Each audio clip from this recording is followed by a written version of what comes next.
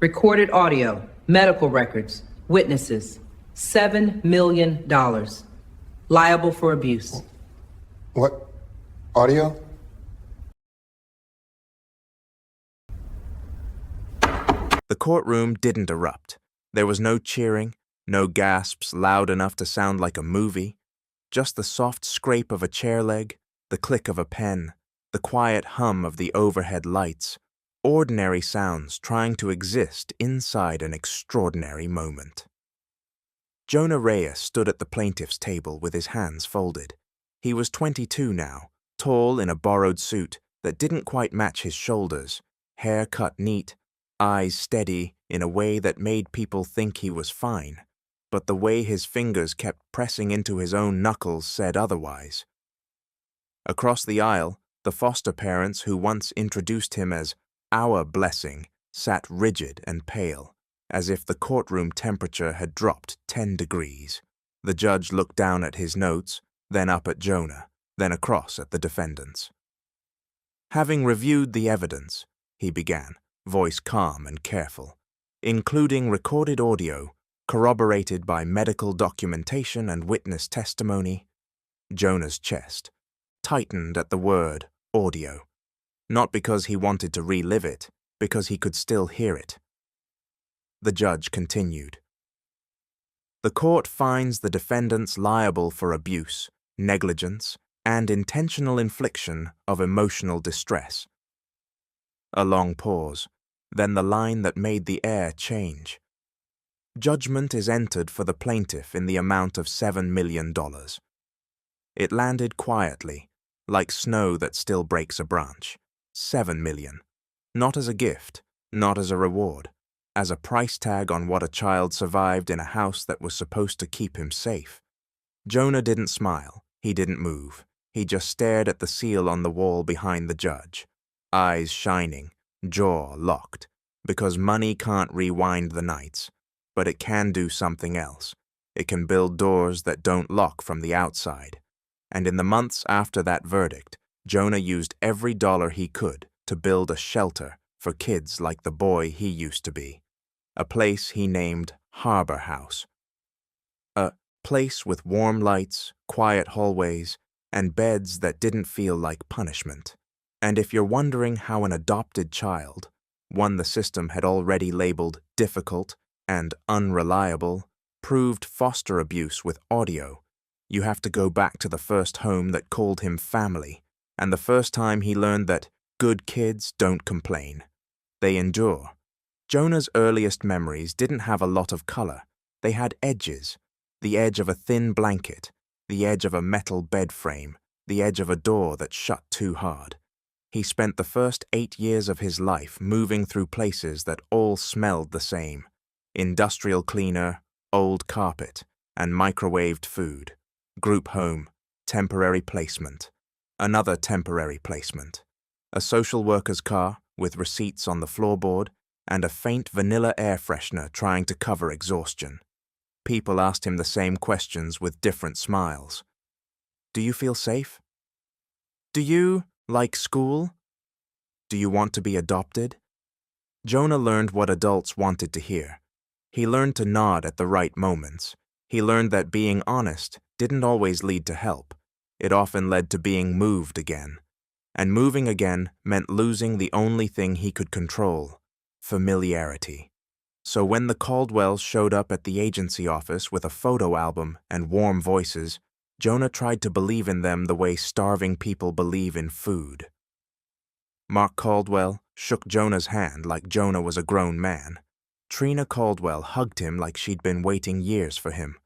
They wore matching smiles, matching politeness, the kind that made caseworkers relax. We've got a room ready, Trina said. New bedding, new clothes, a fresh start. Fresh start. It sounded like sunshine. Jonah wanted to step into it.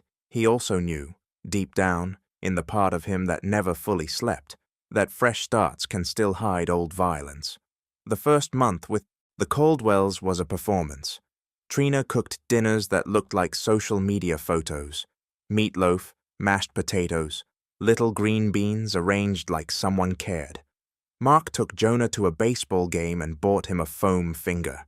They posted pictures online. Jonah smiling, Jonah holding a trophy from a local youth league they signed him up for immediately. People commented heart emojis.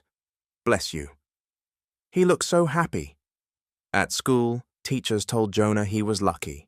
Jonah nodded, because he could feel the rules forming in the house like invisible tape on the floor.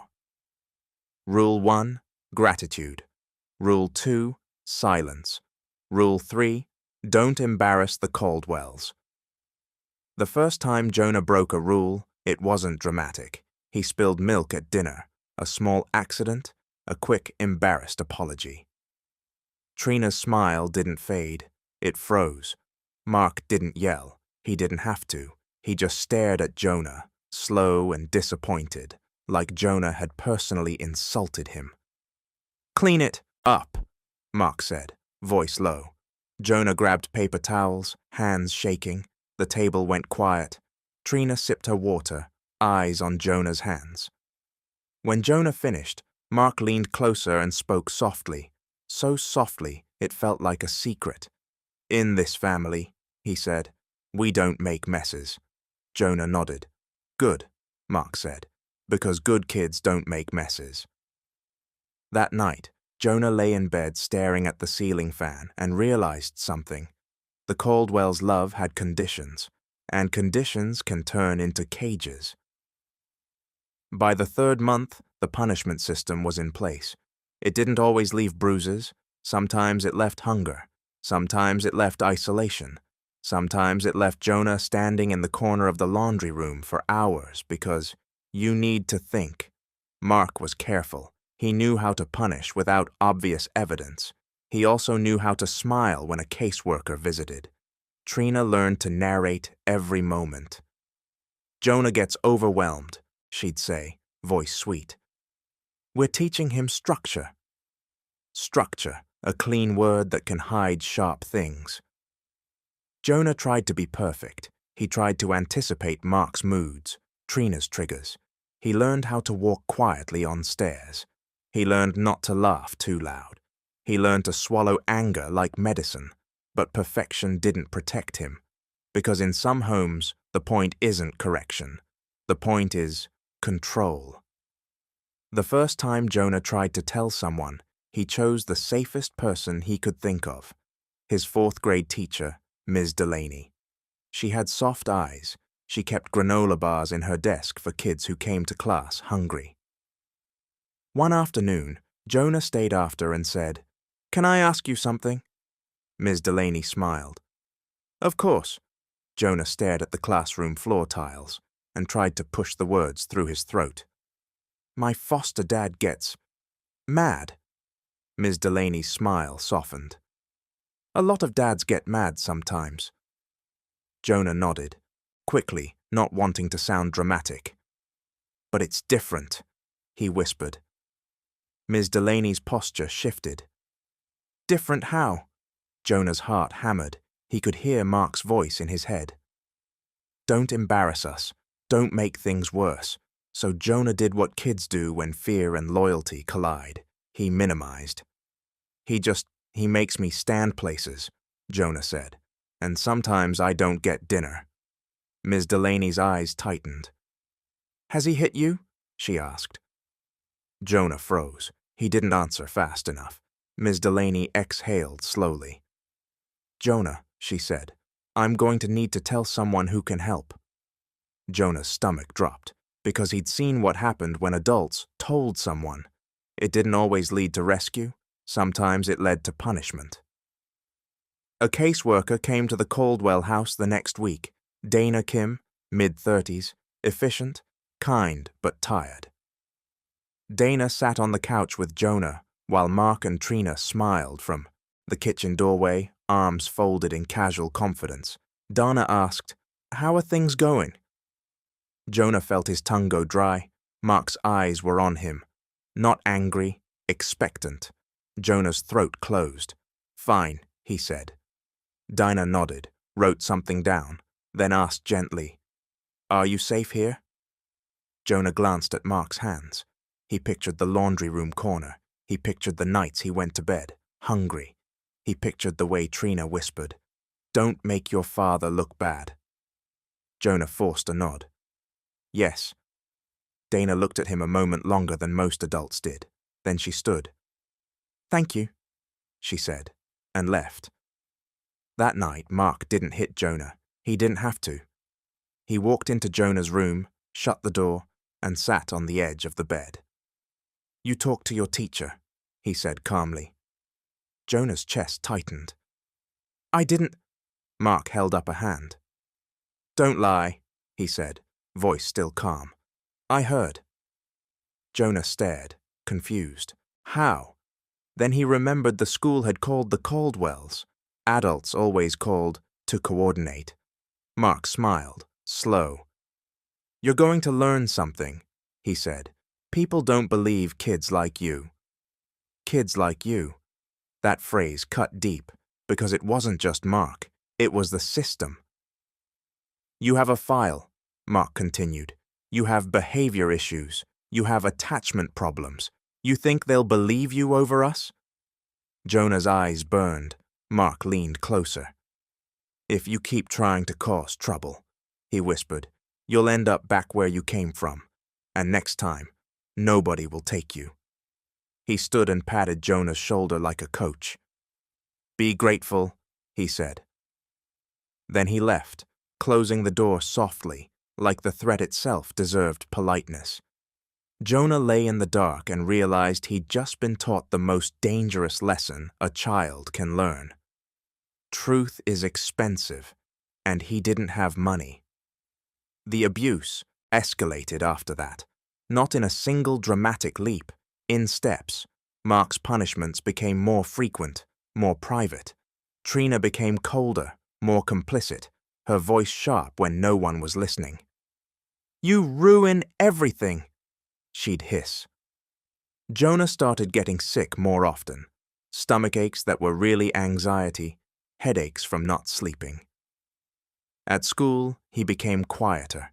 He flinched when someone raised a hand too fast, and because he was quiet, adults praised him. "Look how well he's adjusting," people said. No one asked why adjusting looked like disappearing. The turning point, the thing that shifted Jonah from silent survival to actual evidence, came from an unexpected place. A speech therapist at school named Mr. Hargrove. He didn't focus on grades or behavior charts. He focused on voice. And one day, during a routine session, Jonah stuttered through a sentence and suddenly couldn't continue. His breathing went shallow, his eyes fixed on the Etioisium Dakar. Mr. Hargrove leaned back and said something simple. "You're allowed to pause," he told Jonah. "You're allowed to breathe." Jonah's eyes filled before he could stop it. Mr. Hargrove didn't panic. He slid a tissue box forward and waited. After a long silence, Jonah whispered, "If I talk, it gets worse." Mr. Hargrove's expression changed, not into shock, but into seriousness. "Who?" he asked quietly. Jonah's throat tightened. "My foster dad," he said. Mr. Hargrove nodded, as if Jonah had just handed him something fragile and real. "Okay," he said. "Then we do this the right way." The right way. Those words mattered, because Jonah had tried talking. Talking had failed. He needed something the system couldn't wave away as a troubled kid's story. He needed proof. Dana Kim returned 2 days later, but this time she didn't sit on the couch with the Caldwells hovering.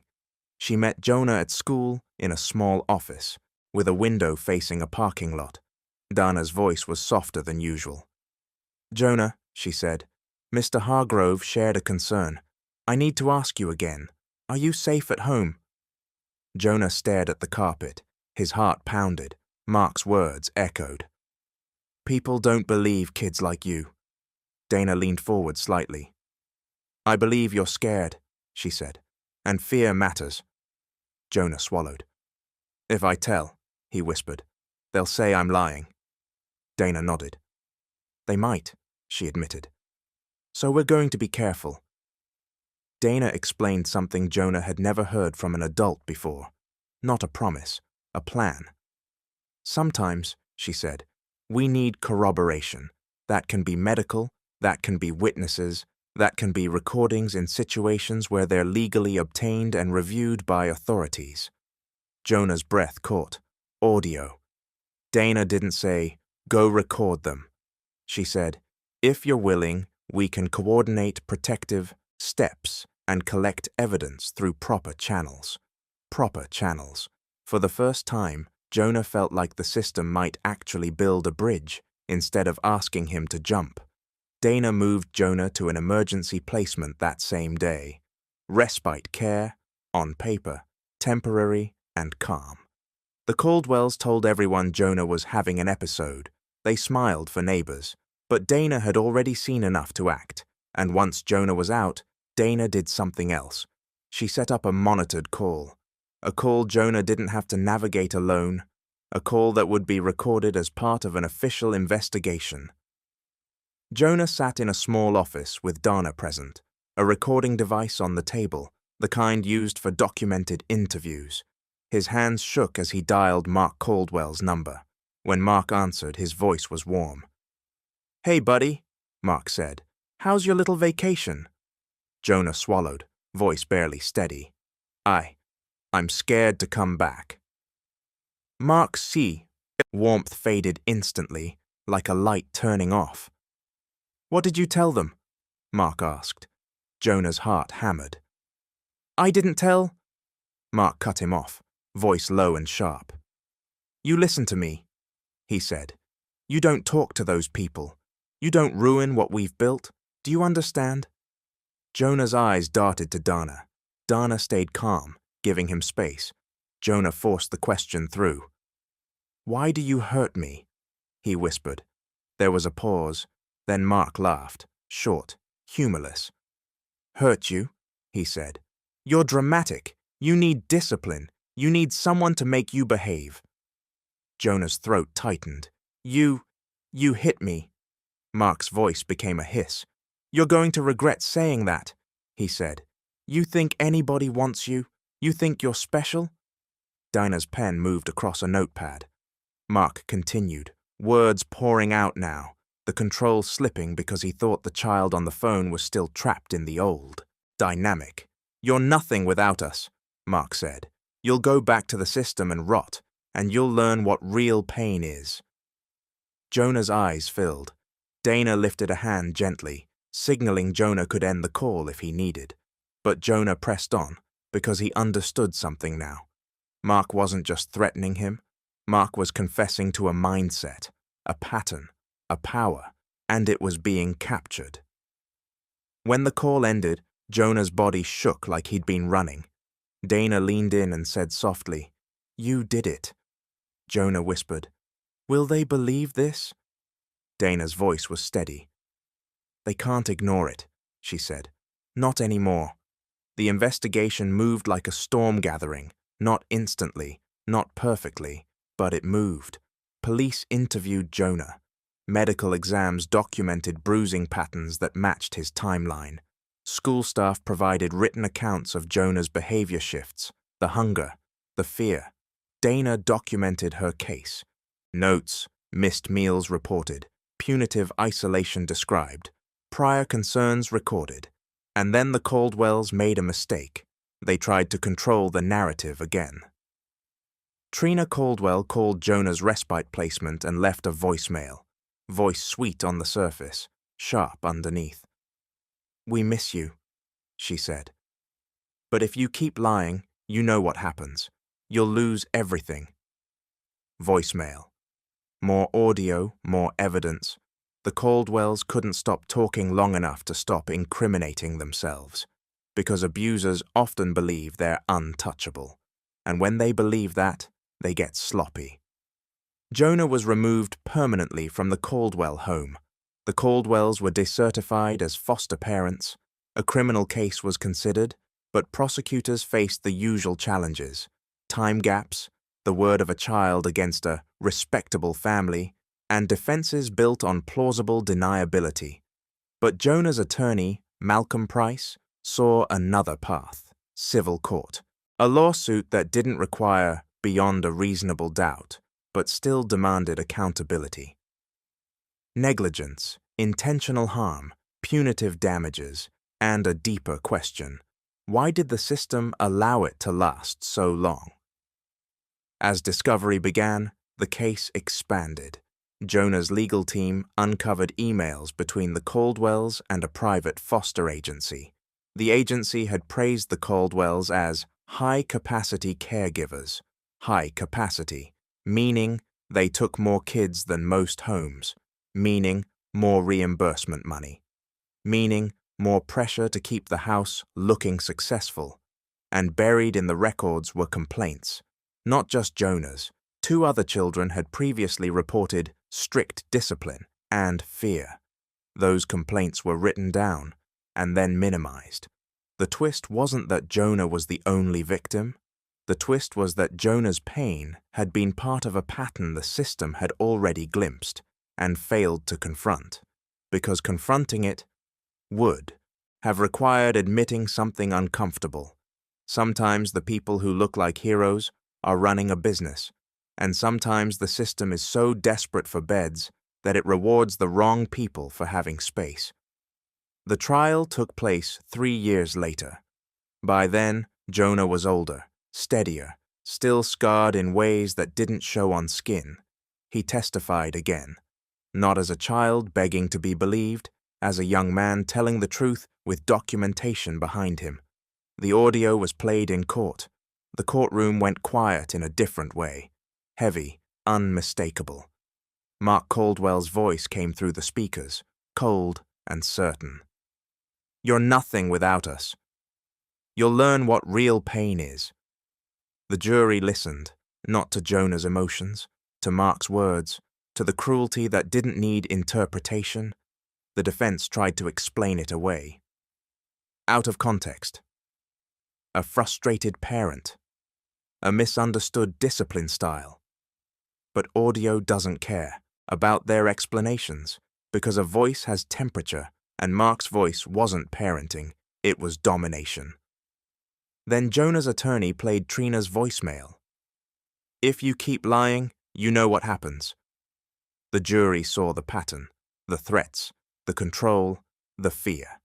And the judge allowed testimony from professionals: Mr. Hargrove, Dr. Niles, a child trauma specialist, explaining why children often delay disclosure, why behavior changes can be evidence, and why credible fear doesn't require perfect storytelling. If you've ever wondered why victims don't speak sooner, remember this: speaking is not just an act, it's a risk calculation. And Jonah had been calculating risk since he was old enough to understand consequences. When the verdict came, it wasn't just about compensatory damages. The jury awarded punitive damages too, because they believed the Caldwells' actions were intentional and because the concealment was part of the harm. $7 million. The Caldwells' faces changed as the foreperson read the number. Mark went pale. Trina stared straight ahead, blinking fast, as if blinking could erase sound. Jonah didn't stand up and shout. He simply closed his eyes for 1 second. Not to celebrate. To release something he'd carried for years. The fear that no one would ever believe him. After court, reporters tried to frame it as a shocking scandal. Jonah refused interviews. He didn't want to be content. He wanted to be construction. Because Jonah had a plan that had been forming since the first day he left the Caldwell house. A plan that didn't require revenge. A plan that required purpose. Jonah bought a small building on the edge of town, an old community center that had been boarded up for years, windows dusty, paint peeling, the front steps cracked. Most people drove past it and saw decay. Jonah walked through it and saw space. He hired contractors who didn't ask too many questions. He met with a non-profit attorney. He met with social workers.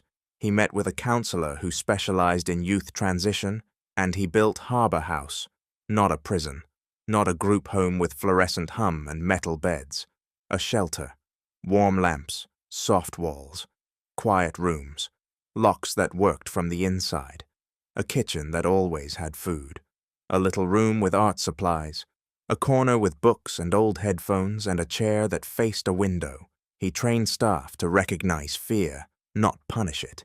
He built policies around consent, dignity, safety. And on the first day Harbour House opened, Jonah stood by the door and watched the first teen walk in, carrying a trash bag of clothes, everything they owned in one black plastic bundle. The teen's shoulders were raised like armor, eyes scanning exits, hands clenched. Jonah recognized that posture instantly. He stepped forward slowly, voice gentle. "You're safe here," he said. "You can put your stuff down." The teen didn't believe him right away. That was okay, because Jonah knew trust isn't something you demand. It's something you earn with consistency. People asked Jonah why he didn't use the money for himself, why he didn't buy a nice car, why he didn't disappear into a new life. Jonah's answer was simple. "Because I already disappeared once," he said. "I'm not doing it again." He set aside funds for therapy scholarships, for legal advocacy, for emergency placements, for children who needed relocation without waiting for paperwork to crawl through bureaucracy. And he did one more thing that mattered in a way money can't measure. He created a room in Harbour House called the Quiet Room. No cameras, no staff, unless requested. Just a place where a kid could sit, breathe, and feel what Jonah had never felt in the Caldwell house. Control over their own body, control over their own space. Years later, Jonah returned to that courthouse, not for a hearing, for a fundraiser hosted in the same building's community room, a strange kind of symmetry. The building that had once heard his worst memories now held a room full of donors, social workers, and former foster youth eating catered food beneath bright lights. Jonah didn't make a dramatic speech. He stood at the front and said one thing. "I used to think I was hard to love," he said. "I used to think the system was the only place I belonged."